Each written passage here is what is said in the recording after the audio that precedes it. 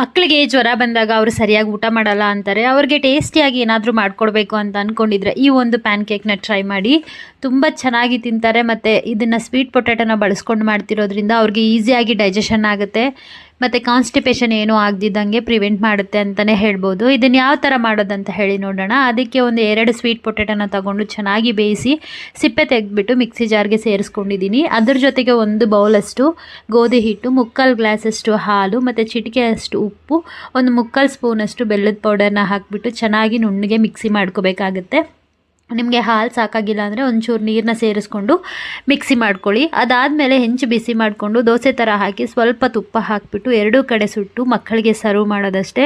ತುಂಬ ಚೆನ್ನಾಗಿರುತ್ತೆ. ಮಕ್ಕಳು ಕೂಡ ತುಂಬ ಇಷ್ಟಪಟ್ಟು ತಿಂತಾರೆ. ಮಿಸ್ ಮಾಡ್ದಿದ್ದಂಗೆ ಈ ಒಂದು ರೆಸಿಪಿನ ಟ್ರೈ ಮಾಡಿ. ಆ್ಯಂಡ್ ಇದೇ ಥರ ವೀಡಿಯೋಸ್ಗೋಸ್ಕರ ನನ್ನ ಪೇಜ್ನ ಫಾಲೋ ಮಾಡ್ಕೊಳ್ಳಿ. ಇನ್ನಷ್ಟು ಒಳ್ಳೆ ವೀಡಿಯೋಸ್ನ ಅಪ್ಲೋಡ್ ಮಾಡ್ತೀನಿ ಅಂತ ಹೇಳ್ತಾ ಇವತ್ತಿನ ವೀಡಿಯೋನ ಮುಗಿಸ್ತಾ ಇದ್ದೀನಿ guys. Thank you all. Bye.